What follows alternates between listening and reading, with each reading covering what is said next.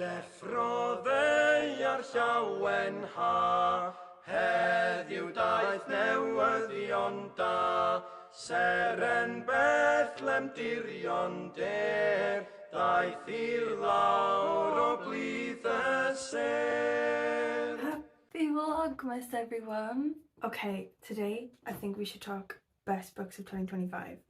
I've done 12 books, and I'm going to tell you why that is.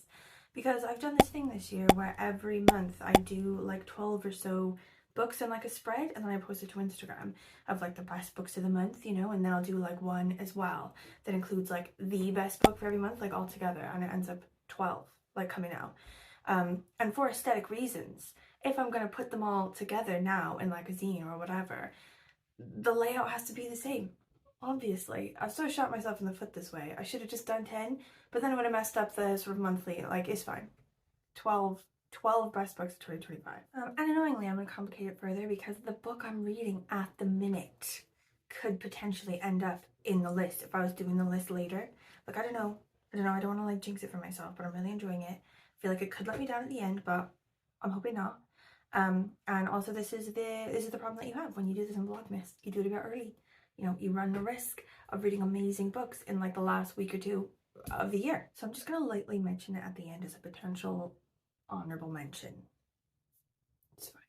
Okay, in no particular order. The first one is The Shadow Glass by Josh Whitting. Okay, so this one is sort of playing on, you know, the Dark Crystal, that like 1980s like puppet film. My kid loves this film. Like, if you've not seen it, you should watch it. Like, if anything, just for the lulz. Okay, so it's like one of these like Bob Henson ones or whatever, where they sort of like stop motion these puppets. Anyway, it's like this dark fantasy like cult film. So in this book, this guy, his dad was the creator of one of these type of films called The Shadow Glass. And it was a huge flop, like the movie and the whole project was a huge flop, like culturally and popularly, but it's created this like cult following of like diehard like fan clubs. So the flop and everything ruined the dad's career and like ruined his relationship with his son. He became like this angry sort of obsessed sort of guy. So the kid's estranged from his dad, but then later he's a grown-up, his dad dies, he goes back to his childhood home and he finds all these puppets in the attic and he remembers, oh my god, I used to love that shit. Like, my dad made this whole world just for me and I loved it. But he eschewed it and everything like that, like shunned it because of his relationship falling apart, and he felt like his dad didn't love him, you know. But he finds these puppets in the attic and they come to life, okay, because why not? Okay, we're entering a new realm of awesome, just go with it. The puppets, they've come to our world from their own world because their world is in danger and they need our help. Okay, stay with me because it's awesome. Okay, so this guy, he's now got to team up with like this super nerdy like super fan and his fan club group of friends, okay, who all like go to these Comic-Con festivals and everything and cosplay as these puppet creatures, and they have to like team up to help these puppets and like bring down terrible guys who we didn't before know were terrible. Also, while doing that, he's got to mend his relationship with his family, you know, his cousin, who he was jealous of because she inherited all of the stuff from a dad, or from his dad, you know. Also, he's got to mend his relationship with his own dad, like, you know, posthumously. Like, the dad is dead, but like, you know, he's got to sort of like go through this grieving thing and like come to terms with their relationship and all this sort of stuff. Awesome. Okay, the puppets are total badasses. If anything, read it for that because they are cool. Also, I do a crying journal every year whereby I like write down why I cried and like do a painted scene. One of the things in it this year was a scene in this book, and it was the only crying journal entry to do with a scene from a book. So read it. It's awesome. Okay, next one, Playing Nice by Rachel Harrison. Like, I'm a bit biased because I love Rachel Harrison and will read literally anything she writes, okay? But this one was particularly good. Okay, so you've got Cleo. She's this, like, influencer person in New York. She's, like, huge into fashion. She's, like, really famous in, like, the, you know, the socials or whatever. She has, like, a family situation back home whereby her mother in her childhood swore that their house was possessed.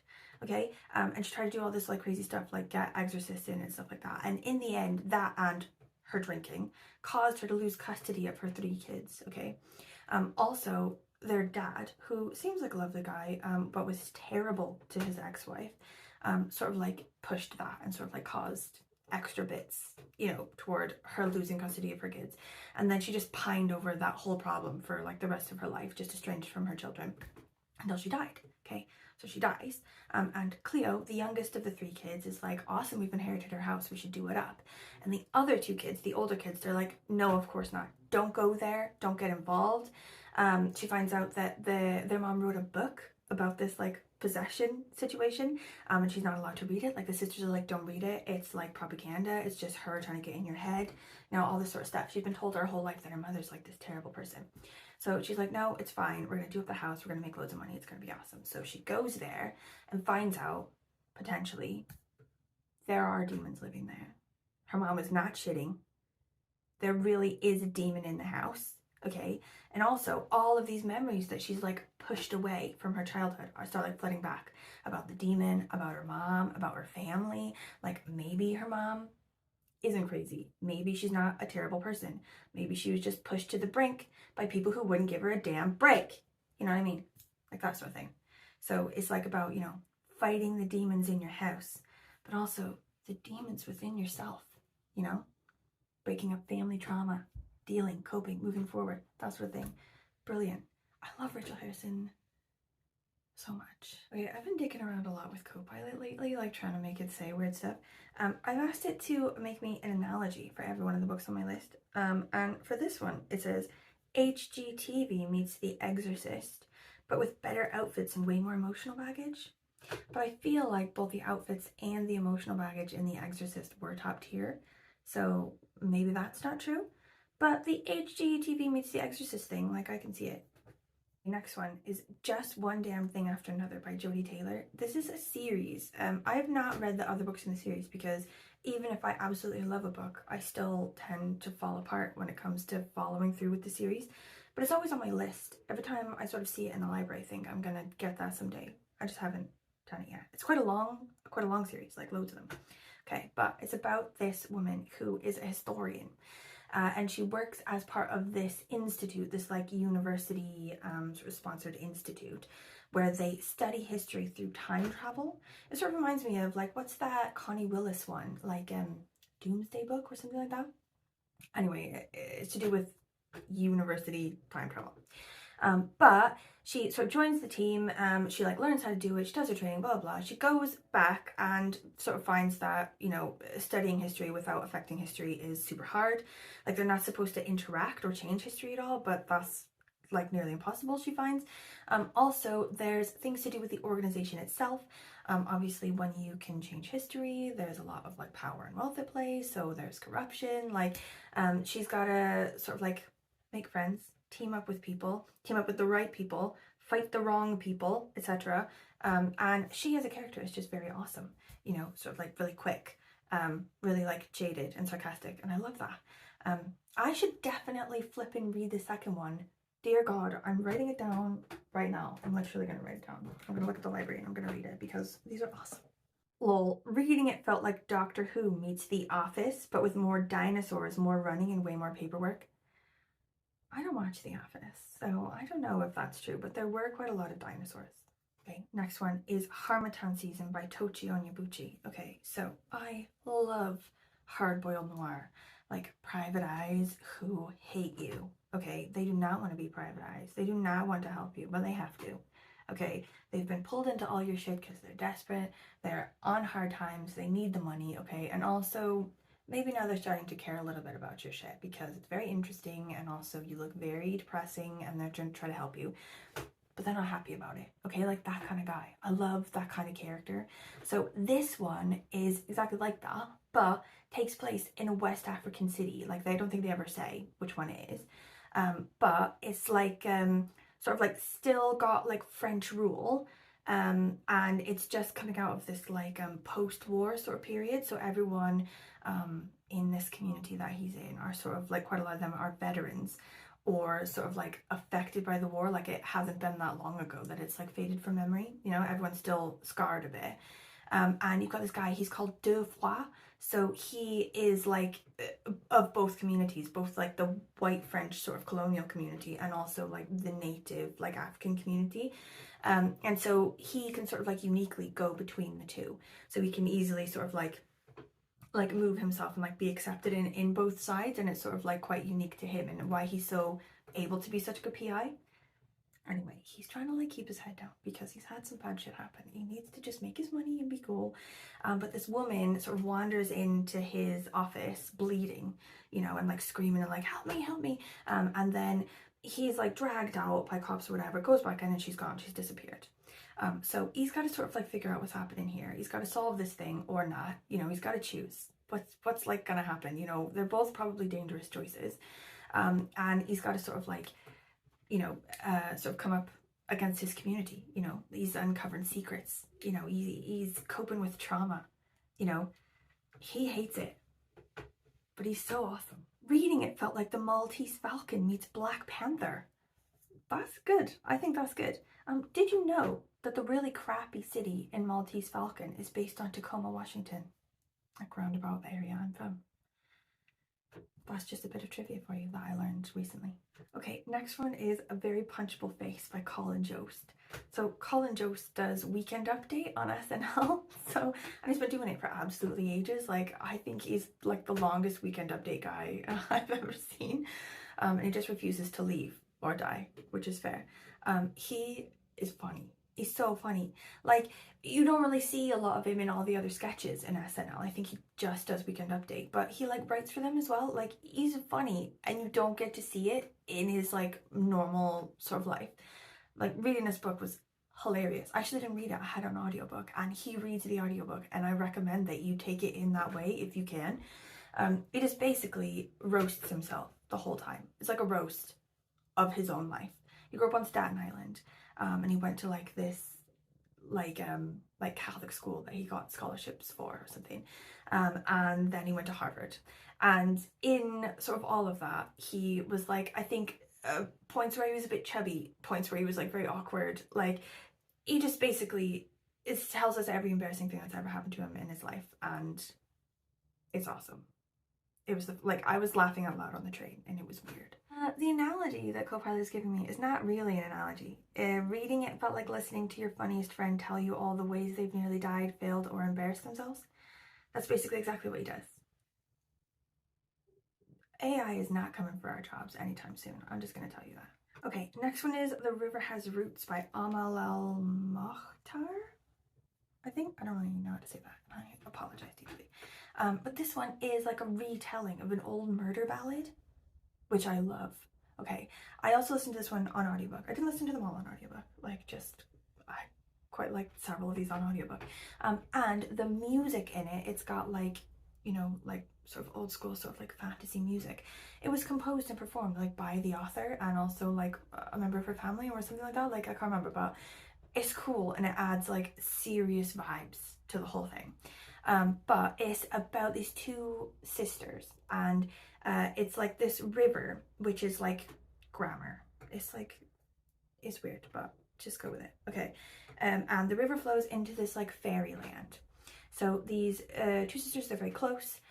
One of the sisters is murdered by this like dick. He wants to marry her and like possess her and all her power and all of her beauty, and she's like, no thank you, and he just like murders her. And then once she's gone, he like goes for the younger sister. But she is sort of found by like the magical community, and she's sort of kept alive, or sort of like brought back to life, but as like a swan, or like she can be herself and she can speak and everything in fairyland or whatever. But if she leaves, she has to be something else. She can't be a person because she's dead, you know. But she needs to warn her sister, because now this like crazy guy is coming for the sister, and the sister doesn't know that he's murdered her, you know. She's just disappeared and nobody knows where she went. So she's got to like come as like a swan and like a harp and everything to like speak to her sister in some sort of way and communicate with her the problem, or like expose like this man and this truth to the community so they can do something about it. But it was cool. Like, it was weird, like fantasy, like old school, awesome. Reading it felt like the secret life of trees and Spirited Away had a poetic magical baby. No, co-pilot. That was bad. Do better. Okay, next one is The Night of Baba Yaga by Akira Otani. Okay, so this one is translated from Japanese, and I feel like if you know anything about me, you know that I like weird stuff. And I love stuff that's translated from Japanese because a lot of it's super weird. Okay, so this one is a woman in the 70s, I think, 80s, something like that, in Japan. She is badass, okay? And the opening scene, she is kicking some serious ass toward these like Yakuza, like henchmen dudes who are trying to kidnap her. So they end up kidnapping her, but like the head boss guy is pretty impressed. He's like, okay, you're a badass. So he makes her the bodyguard for his daughter.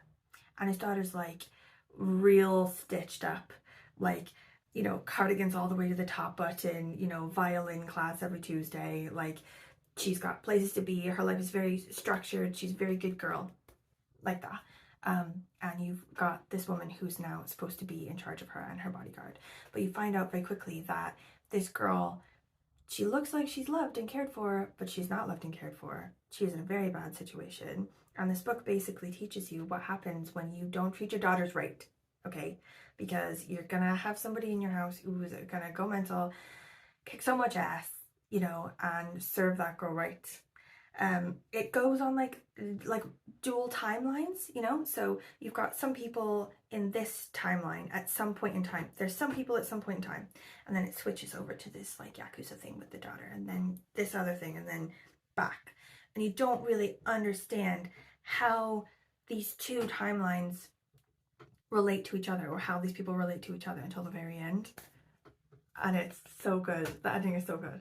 Okay, co-pilot says, reading it felt like Kill Bill meets The Handmaiden, but with more cigarettes, more blood, and a surprising amount of heart. Oh. Yeah, okay, I'll have that. Okay, next one is Full Speed to a Crash Landing by Beth Revis. So this is like a trio of novellas, and they were all like the first one I just randomly sort of picked up from the library and then realized how awesome it was, and then like blew through the other two as well.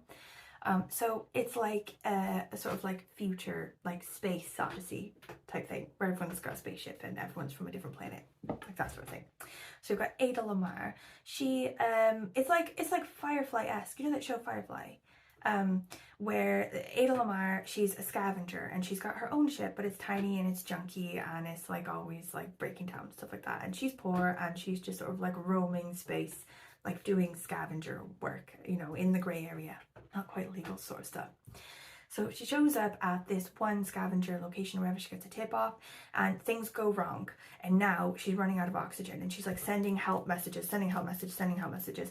Finally, there's like this government sponsored ship who shows up and finally saves her. Like they were thinking about maybe not doing that, and she was like, what are you doing? I can see that you're on the radar. Why are you not picking me up? So it's a bit dodgy, okay? But she comes aboard their government salvage ship or whatever, and they're like suspicious of her. They're like, how did you know about this before we knew about it? Because we were definitely the first to know about it. You know, what's up with you? And she's like, why is there a government ship on this particular thing this far out? You shouldn't be doing that. So now she's suspicious of them as well. Like there's dodgy stuff going on both sides. You don't find out until the very end, okay? But she's like funny, she's witty, she's spicy, she's not having their bullshit. There's a guy there who thinks he's in charge, but he's not in charge, she's in charge. But also he's hot, so there's some love interest there, which I don't hate, okay? And they have to go together down to this planet, sort of like jump off their spaceship, go down to this planet to sort of sort out an item that they need to find, as well as salvage work that they need to do. Anyway, everything comes to light slowly while this weird romance also blossoms. 5 stars. Like The Martian, if Matt Damon and a government agent stole your oxygen and your heart. Okay, next one is Eastbound by Maylis de Kerangal. That's how you say that? I don't know. But this was another random one I just found at the library. Just like picked it up without any like prior knowledge of it again. I just sort of fell into something that was awesome. So it takes place on the Trans-Siberian Railway. You've got this Russian conscript, okay? He's a teenager. He's got just like normal teenage issues, except that now he's been drafted and he's got to join the army, and he doesn't want to join the army, he doesn't want to fight in a war, and he's like making his way there. And there are points at which they check on him, you know, like he's being escorted in a very direct fashion to where he needs to meet up to join the army. And he's shitting himself, he's like sweating, he's like looking around, he's like thinking about escaping, but he's not sure how he's going to make that happen. And he runs into this woman, Hélène, who is a French tourist, and she's like coming away from this bad relationship situation, and she's sort of like fleeing in the night sort of situation. She's got a really swanky room, she's got a very nice room aboard this train, and her paths cross with this teen who wants to escape. And basically, like, this isn't really a spoiler because it sort of sets up the whole thing. She's gonna try to help him escape. And just basically, it's like cat and mouse for the whole thing. Like her, like, you know, nervously like pointing in a different direction, like, oh, I think he went that way, you know, and then like pulling him down from the thing, you know, like, but also it's done like quite quietly. It's not slapstick. It's like poetic, like kind of lovely. Do you know what I mean? Co-pilot, this one hasn't given me an analogy. It says, so if you love short, intense novels about chance encounters, moral choices, and the strange ways strangers can save each other. Like, that's not even an analogy. I don't know what's happened. It's glitched. Okay, next one is The Ministry of Time by Kaliane Bradley. Like, this was the very first book I read in 2025. Like, we opened with a boom. I finished it on like the 2nd of January. Okay. It's about this woman. She's like a civil servant in the future in London. Okay, she works for this like super secret Ministry of Time in the UK government, where their whole thing is they kidnap people from the past. Okay, they do time travel. They kidnap people who were like about to die in the past, and they bring them into the future to like see if time travel is survivable, basically, and to like do testing on it. And you have this woman who works as like a fixer and like a teacher for those people. So she's just been tasked with this guy who's like a naval explorer, like a navy captain from like 1840s or something. And she is in charge of making sure that he can like live in society. She teaches him about the modern world, and, you know, like only lets him go out in certain situations and make sure that he's prepared to go out in those situations, things like that. And he is basically lovely. He's like old school manners, he's very polite, he's very smart. You know, he's picking up on the modern world very quickly, like, and has more insight into the modern world than she does, really. So they have like a bit of a thing, like no spoilers, but you know, they live in the same flat and have a very close relationship, so obviously something's going to go down. But also they have to worry about their own ministry, so it's a very secretive ministry, so there's secrets even from them who work in that ministry. People high up who have maybe not the best intentions. There's a lot of like espionage type stuff going on, loads of like shit goes down, she doesn't know who she can trust, you know, shit like that. Reading it felt like The Time Traveler's Wife meets Fleabag meets a government training video that absolutely should have been classified. I'm coming to you from the future when I tried to edit my video and realized that I missed a book out. I do that every time, literally every time. Okay, and it's a really good one as well. I'm starting to worry about The Black Box of Doom by Jason Pargin. It's so good. It's like basically like a high stress like road trip novel, where this guy, he's like early 20s I think, and his dad thinks he's a bit of a waste of space. He's got a bad relationship with his dad, and he works as like a Deliveroo driver or like Uber Eats or something. And this woman sort of like comes up to his car really fast with this like big black box, and she's like, okay, I'm gonna pay you loads of money if you just leave right now, you drive me across the country so that I can deliver this box. Can't ask what's in it, I'm not gonna tell you, I'll just give you the money at the end. And as they're going, he's like super stressed. He's like, oh my god, what's in the box? It's a bomb, someone's gonna kill me. And all the time that they're in the car, they don't have phones, they don't know what's going on online, but people have seen them. And the kid's like Twitch account or whatever, he's got followers, and like the loads of people on the internet have decided that like he's a terrorist, or they're terrorists, or like he's been hijacked, or you know, and they're just like going down, they're just spiraling, and everyone thinks that they need to stop this car because they're going to kill a lot of people or whatever. Like there's no sense, nobody is bringing any sense to the conversation online, and that's basically sort of like the theme of the whole thing. The two in the car are talking for this road trip, and they're arguing a lot, and they're just talking about like modern times, like what it is to be young nowadays with constant online presence. Like everyone has anxiety, everyone's on anxiety meds, everyone hates each other, like everything on the internet is set to like divide us, and sort of like pit us against each other, and to not listen to anyone's opinion, and to sort of only listen to people who have the exact same opinions as us and stuff like that. And you find out, like, no spoilers, just sort of like vaguely find out this backstory of this girl. She's been burned really bad by the internet. Like, she was like really famous on the internet, and some really bad shit has gone down. So she sort of like understands better than most people, like, you know, like what it is that it's like doing to our society, and what it is that society is like sort of nowadays in this, you know, like modern world. And he is like been sort of like pulled in a bit to like the manosphere a bit.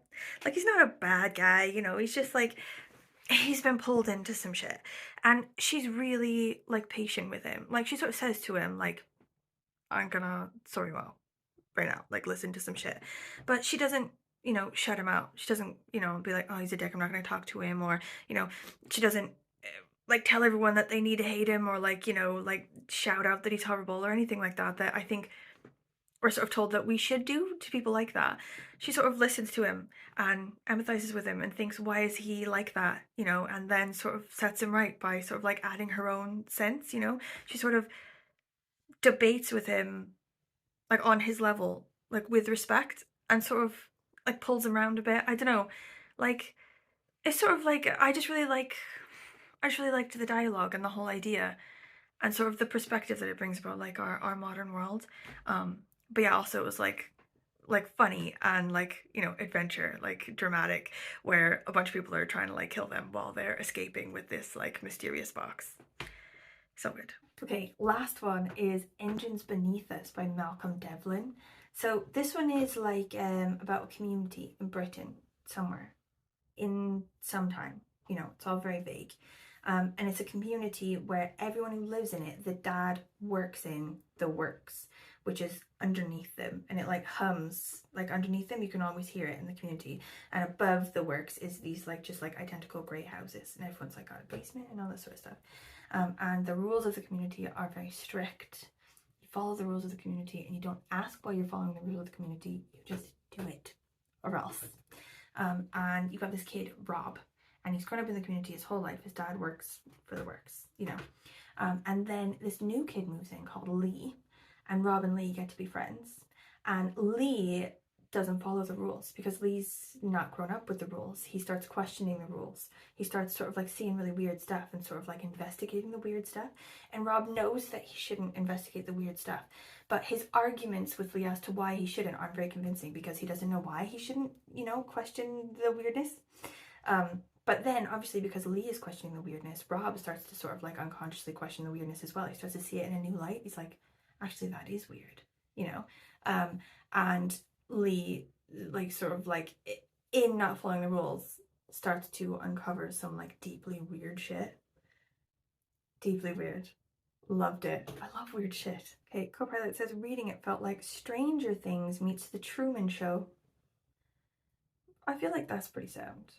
Okay, and then just like a quick honorable mention, okay, for the book that I'm reading at the minute that could potentially end up having been on this list if I didn't do the list so early, okay? It's called Fiend by Alma Katsu. I read another one by Alma Katsu ages ago and can't remember which one it was, and also can't remember if I liked it. Whatever. Okay, but this one is about this very rich family, like the Berisha family. They're like merchants or something like this. Everyone knows them. They're very rich. They control absolutely loads of stuff around. But it is very weird. Like, the main character, she's like a daughter of like the head guy at the minute. And it's always been very weird that things just tend to go their way, you know. People who are trying to hurt them, you know, die randomly. Companies are trying to take them down, crash and burn, you know. Everything is very fortuitous through like generations. But it's due to potentially a magical reason, some sort of deal with potentially evil things and places. We don't know. Like, I honestly don't know because I'm not done reading it yet. But like the holders of the secrets like have a lot of weight on them to like maintain the secret and also maintain the deal, you know, and it's always like apparently on the verge of potentially crashing and burning. I don't know, I'm really digging it so far, so I hope it doesn't let me down. I hope that when it's over I could have added it to this list, even though that will be sad. Okay, that's it. I'm sorry this video is so long. I tend to ramble about everything, even when I feel like I've thought it through and it's going to be really quick. That never happens. If you have any questions, comments, concerns, please let me know down the bottom. Like, what were your favorite books? Please tell me. I need to know this. I need to know so I can build my TBR for next year. Have you read any of the ones on the list? Did you love them? Did you hate them? I feel like this is all very good intel for me to have. Okay, thank you for watching. I think tomorrow we're going to do a library book haul. Okay, we'll go through what I got from the library. Also, we'll read my old journals from when I was a teenager. They're good. Okay, see you tomorrow.